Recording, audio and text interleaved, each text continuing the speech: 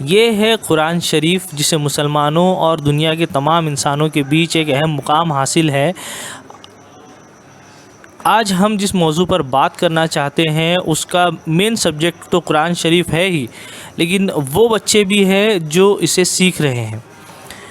آج میں موجود ہوں اورنگ آباد کے مدرسہ اتبان بن مالک میں، جہاں ان بچوں کو سکھایا جا رہا ہے، ان بچوں کو تعلیم دی جا رہی ہے جو اپنے آپ میں بہت زیادہ خصوصیت کے مالک ہیں، جن کی آنکھوں کی روشنی بھلے کم ہے لیکن دل اور دماغ کی روشنی اللہ نے نور سے بھری ہوئی ہے، اور اسی لیے وہ اللہ کی راہ میں قرآن شریف حفظ کرنے اور پڑھنے کے لیے یہاں پر آئے ہوئے ہیں۔ اعوذ باللہ من الشیطان الرجیم، بسم اللہ الرحمن الرحیم، اقرأ باسم ربک الذی خلق، خلق الانسان من علق، اقرأ وربک الاکرم، الذی علم بالقلم، علم الانسان ما لم يعلم، کلا ان الانسان لیطغی ان رآہ استغنی، ان الی ربک الرجعی، ارأیت الذی ینہی عبدا اذا صلی، صدق اللہ العظیم۔ اعوذ باللہ من الشیطان الرجیم، بسم اللہ الرحمن الرحیم، نساؤکم حرث لکم فأتوا حرثکم أنّا شئتم وقدموا لأنفسكم واتقوا الله واعلموا أنكم ملاقوه وبشر المؤمنين ولا تجعلوا الله عرضة لأيمانكم أن تبروا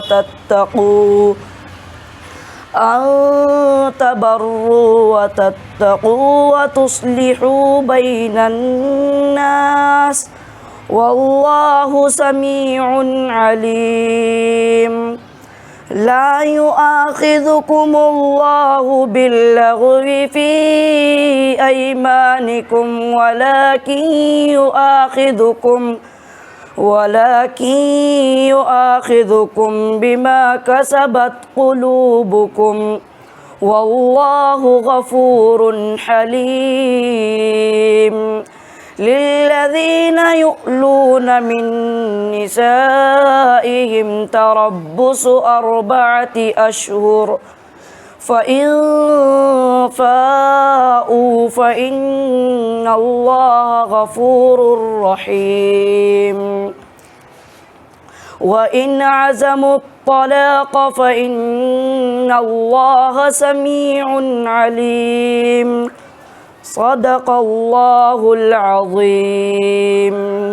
الله الرحمن الرحيم، ألف لام را، تلك آيات الكتاب المبين، إنا أنزلناه قرآنا عربيا لعلكم تعقلون، نحن نقص عليك أحسن القصص بما أوحينا إليك هذا القرآن إليك هذا القرآن وإن كنت من قبله لمن الغافلين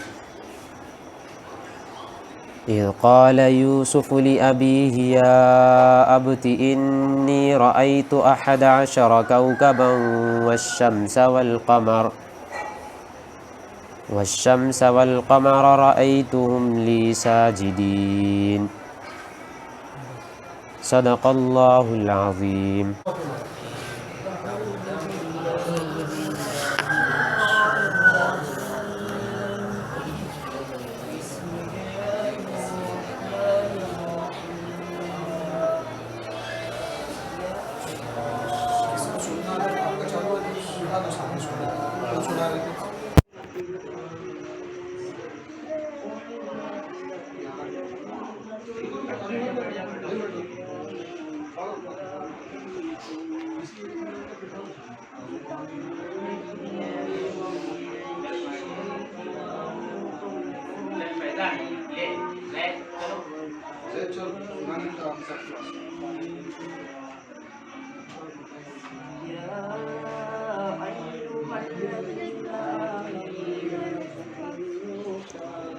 محمد ساجد عبد الکبیر خان. کتنے وقت سے تعلیم حاصل کر رہے ہیں آپ یہاں پہ؟ 2 سال. اور کتنی قرآن شریف کی پڑھائی مکمل کر چکے ہیں؟ حفظ کے 12 پارے، ناظرہ کے 14 پارے. کیسا لگتا ہے آپ کو یہاں پر قرآن پڑھ کے؟ اچھا لگتا ہے.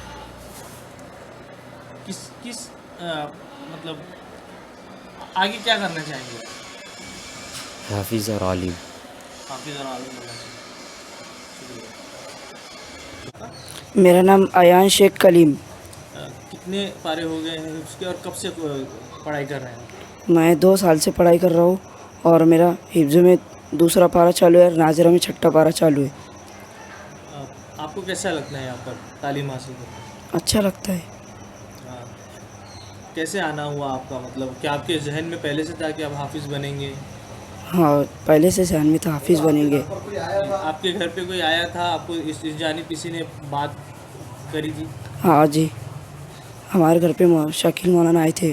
جی، انہوں نے آپ کے والد وغیرہ سے بات کی؟ ہاں. کیا بننا ہے آگے آپ کو؟ ہم کو حافظ اور عالم بننا ہے. شکریہ بہت بہت. نام کیا ہے؟ صادق نصیر سید. کتنے عرصے سے ہیں آپ یہاں پر؟ کتنے وقت سے ہیں آپ یہاں پر؟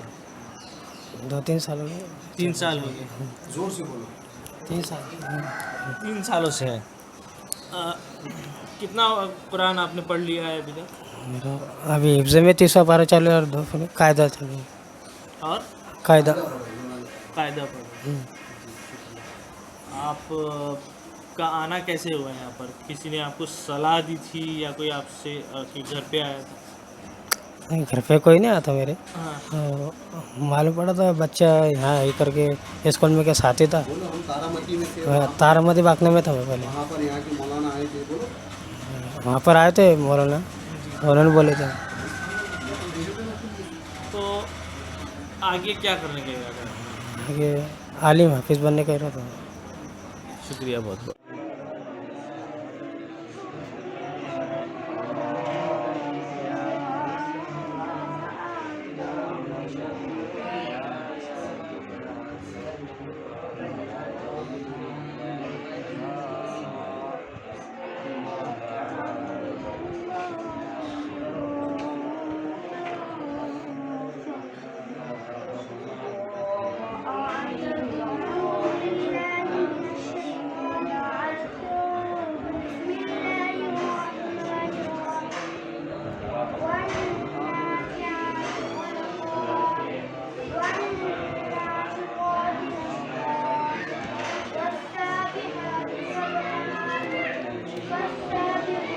يقولون أئنا لمردودون في الحافرة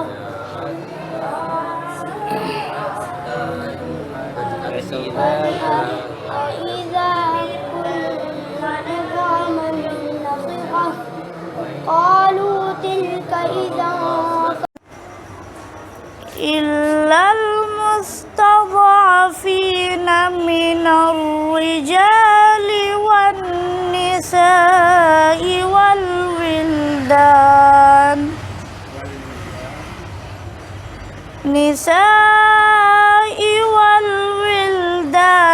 لا يستطيعون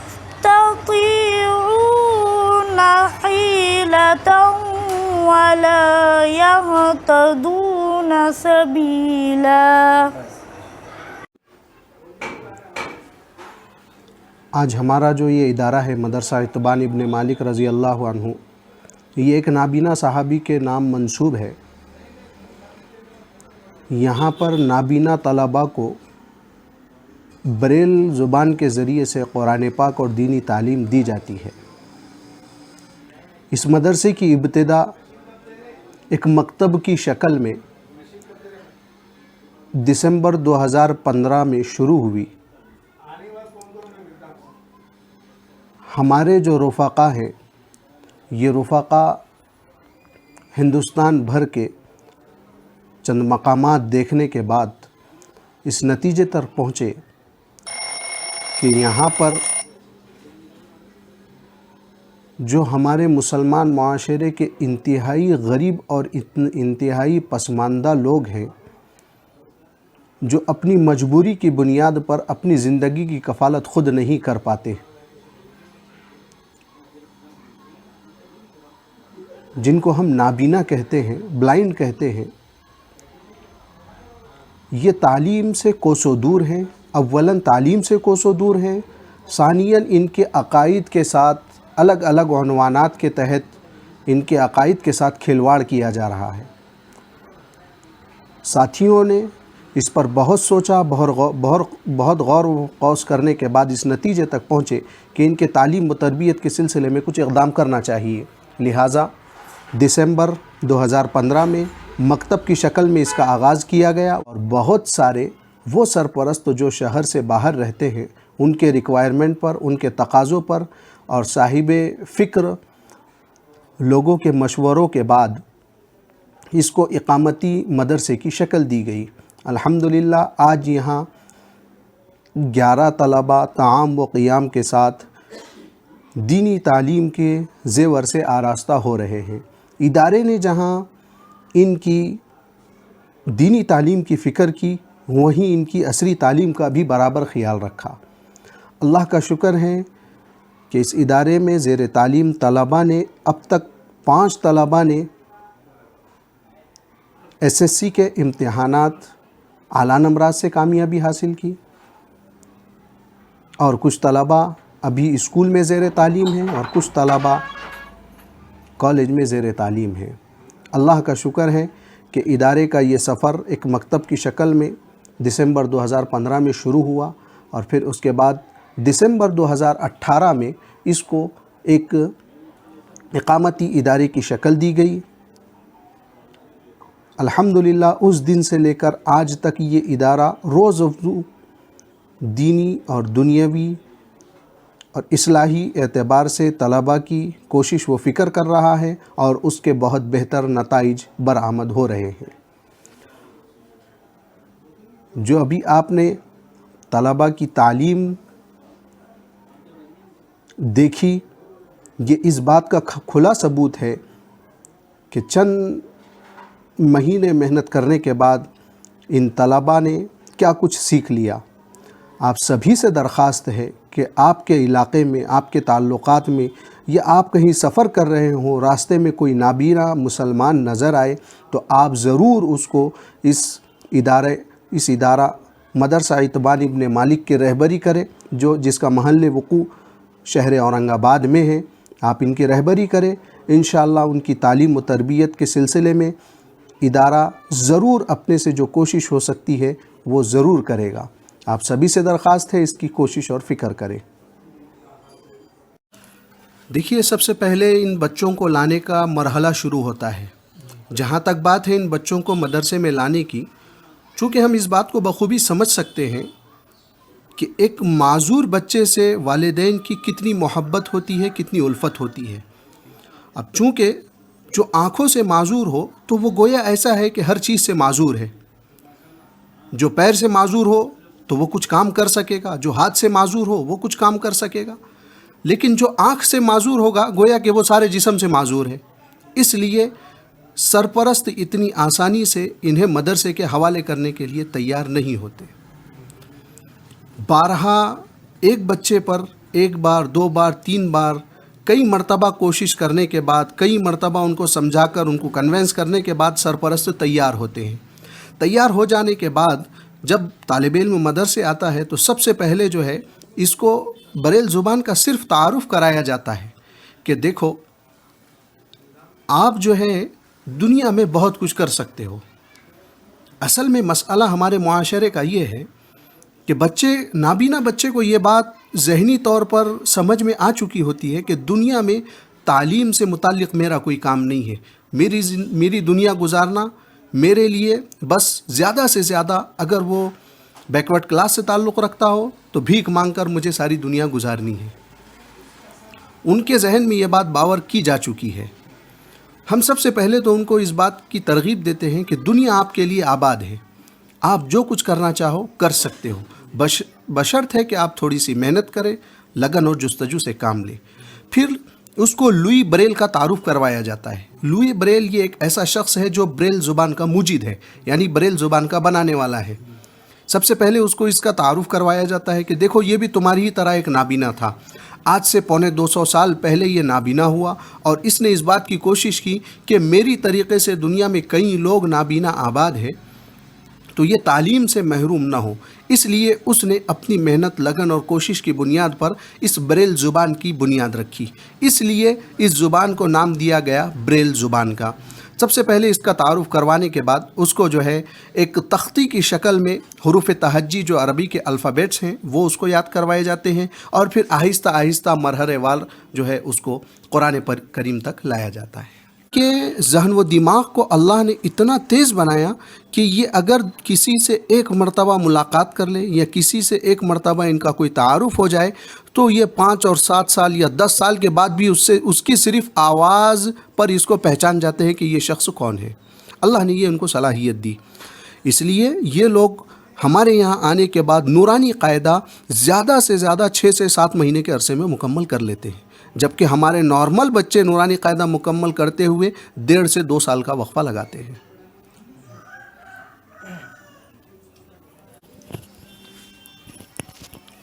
دیکھیے یہ جو بریل زبان ہے اس کا مقصد اور اس کا منشا ہی یہ ہے کہ ہمارے پاس پڑھنے والا طالب علم کسی کا محتاج نہ رہے۔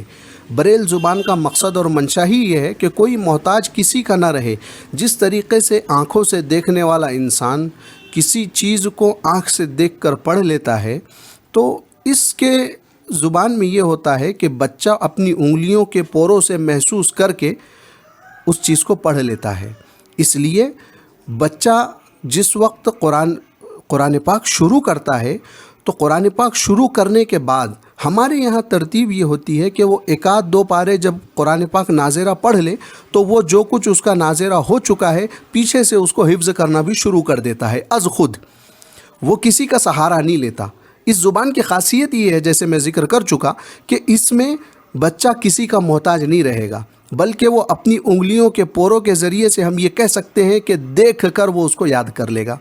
اس لیے بچہ اگر ناظرہ 1-2 پارے کر لیتا ہے تو ہمارے یہاں کی ترتیب یہ ہے کہ اس بچے کو گزشتہ پیچھے کی طرف سے جو ہے قرآن پاک حفظ کرانا شروع کیا جاتا ہے، اور الحمدللہ وہ بچہ بغیر کسی کے سہارے خود اپنی محنت کی بنیاد پر ناظر قرآن کریم کے ذریعے سے حفظ شروع کر دیتا ہے۔ کتنے عرصے میں وہ حفظ مکمل کر لیتے ہیں؟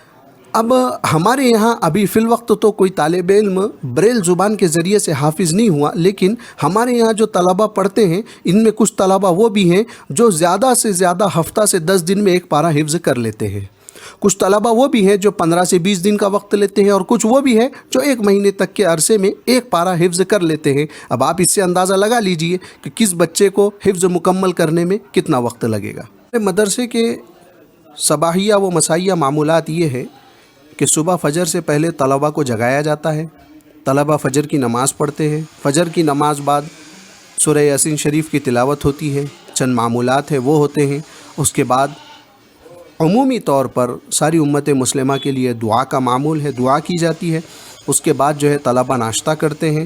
7:30 بجے سے ان کی کلاس کا وقت شروع ہوتا ہے 11:30 بجے تک. 7:30 بجے سے لے کر 11:30 بجے تک میں طلبہ قرآن کریم کو حفظ کرنے کا معمول بناتے ہیں، حفظ کرتے ہیں. اور پھر اس کے بعد 11:30 بجے ان کی کلاس کی چھٹی ہوتی ہے. طلبہ کھانا کھاتے ہیں. کھانا کھانے کے بعد 1.5 گھنٹے کے لیے یہ آرام کرتے ہیں. 1:45 بجے ظہر کی نماز ہوتی ہے. ظہر کی نماز کے بعد دوبارہ ان کی کلاس آغاز ہوتی ہے 4:30 بجے تک. اس میں طلبہ ناظر قرآن کریم اور دیگر مضامین جو ہے وہ سب پڑھتے ہیں. اور پھر عصر کی نماز ہوتی ہے. عصر کی نماز کے بعد طلبہ کچھ اپنی کھیلنے کی مصروفیات میں لگتے ہیں. پھر اس کے بعد ان کو چائے ناشتہ دیا جاتا ہے. پھر مغرب کی نماز سے پہلے یہ دعاؤں میں بیٹھتے ہیں. مغرب کی نماز ہوتی ہے. اس کے بعد مغرب کی نماز کے بعد طلبہ اپنی اعتبار سے جو آئندہ ان کو سبق سنانا ہے وہ سبق یاد کرتے ہیں. پھر عشاء کی نماز ہوتی ہے. عشاء کی نماز کے بعد جو عصری تعلیم کا ان کا نظام ہے اس عصری تعلیم کی یہ سیلف اسٹڈی کرتے ہیں. اور کسی کو کوئی دشواری ہو تو وہ جو ہے حل کرتے ہیں اس طریقے سے. اور پھر اس کے بعد جو ہے رات میں 10 بجے ان کے سونے کا معمول ہے. رات میں 10 بجے یہ لوگ جو ہے سو جاتے ہیں. اس طریقے سے ان کا دن بھر کے معمولات ہیں. کون حافظ کون ہے جو اس وقت تعلیم مہیا کر رہے ہیں؟ دونوں کے بارے میں جاننا چاہوں گا. ہمارے یہاں جو دینی تعلیم ہے ہمارے مولانا ناظر صاحب ہیں جو ان کو بریل زبان کے ذریعے سے قرآن کریم اور دینی تعلیم کی فکر اور کوشش میں رہتے ہیں. اسی طریقے سے عصری تعلیم کے سلسلے میں ہمارے یہاں ترتیب یہ ہے کہ ہمارے بچوں کا اسکول میں باقاعدہ ایڈمیشن ہوتا ہے. ابھی حالات اس طریقے سے چل رہے ہیں اس لیے طلبہ اسکول نہیں جاتے، ورنہ روزانہ کا معمول یہ ہوتا ہے کہ ان کو دوپہر میں باقاعدہ آٹو لگا ہوا ہے، وہ آٹو ان کو روزانہ اسکول لے جاتا ہے. وہاں اسکول کا جو وقت ہوتا ہے دوپہر میں 1:30 بجے سے لے کر 5 بجے تک طلبہ وہاں اپنا وقت وہاں گزارتے ہیں اور جو ہے عصری تعلیم سے آراستہ ہوتے ہیں. پھر آٹو ان کو دوبارہ واپس مدرسے لے کر آ جاتا ہے. یہ جو ہے عمومی ہمارے یہاں کی ترتیب ہے. مستقبل کے لیے کیا فکر ہے؟ مطلب اس طرح کے بچوں کے لیے مستقبل کے لیے آپ کے پاس کیا ہے؟ مستقبل کے لیے ہمارے پاس ایک فکر یہ ہے کہ زیادہ سے زیادہ ہمارے مسلمان معاشرے میں تعلیم کی عمر کے جو نابینا احباب ہیں وہ جو ہے ہم سے زیادہ جڑیں. اور آگے جس طریقے سے ابھی ان کی حفظ کی تعلیم ہے، آگے ہمارا ارادہ اور کوشش یہ ہے کہ ان کے لیے شعبہ عالمیت بھی قائم کیا جائے. اور پھر ہمارے پاس بہت ساری جگہ سے لڑکیوں کی جو بلائنڈ لڑکیاں ہیں ان کی بھی جو ہے تعلیم کے سلسلے میں ریکوائرمنٹ آ رہی ہے. ہم بھی ادارے کے ذمہ داران بھی اس بات کی کوشش کر رہے ہیں کہ کوئی جگہ میسر آ جائے تو ہم وہاں پر لڑکیوں کے لیے بھی اقامتی تعلیمی ادارہ شروع کر سکے، تاکہ جس طریقے سے ہمارے مسلمان معاشرے کے نابینا لڑکے تعلیم سے بہراور ہو رہے ہیں اسی طریقے سے ہماری لڑکیاں بھی جو ہے دینی تعلیم اور تربیت سے بہراور ہوں. اس سلسلے میں کوشش جاری ہے. محمد ارقم، مفتی محمد ارقم. تو یہ تھے مفتی محمد ارقم صاحب جنہوں نے مکمل معلومات دی کہ اس مدرسے کی شروعات کس طرح سے ہوئی، پھر اس کے بعد میں اس مرحلے وار یہ کیسے آگے بڑھا اور بچوں کو کس طرح سے مرحلے وار تعلیمات دی جاتی ہیں. ان کا دنیا کے ساتھ ساتھ دین کے ساتھ ساتھ دنیا کی بھی ان کی عصری تعلیمات کا بھی مکمل خیال رکھا جا رہا ہے.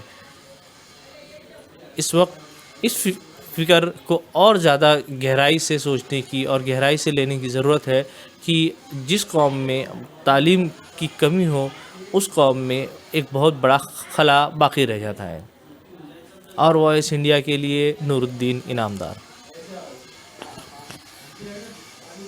مستقبل کے لیے ہمارے پاس ایک فکر یہ ہے کہ زیادہ سے زیادہ ہمارے مسلمان معاشرے میں تعلیم کی عمر کے جو نابینا احباب ہیں وہ جو ہے ہم سے زیادہ جڑیں.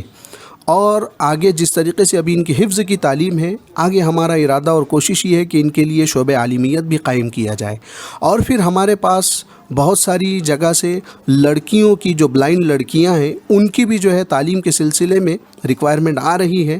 ہم بھی ادارے کے ذمہ داران بھی اس بات کی کوشش کر رہے ہیں کہ کوئی جگہ میسر آ جائے تو ہم وہاں پر لڑکیوں کے لیے بھی اقامتی تعلیمی ادارہ شروع کر سکے، تاکہ جس طریقے سے ہمارے مسلمان معاشرے کے نابینا لڑکے تعلیم سے بہراور ہو رہے ہیں اسی طریقے سے ہماری لڑکیاں بھی جو ہے دینی تعلیم اور تربیت سے بہراور ہوں، اس سلسلے میں کوشش جاری ہے۔ محمد ارقم، مفتی محمد ارقم۔ تو یہ تھے مفتی محمد ارقم صاحب، جنہوں نے مکمل معلومات دی کہ اس مدرسے کی شروعات کس طرح سے ہوئی، پھر اس کے بعد میں اس مرحلے وار یہ کیسے آگے بڑھا اور بچوں کو کس طرح سے مرحلے وار تعلیمات دی جاتی ہیں، ان کا دنیا کے ساتھ ساتھ دین کے ساتھ ساتھ دنیا کی بھی ان کی عصری تعلیمات کا بھی مکمل خیال رکھا جا رہا ہے۔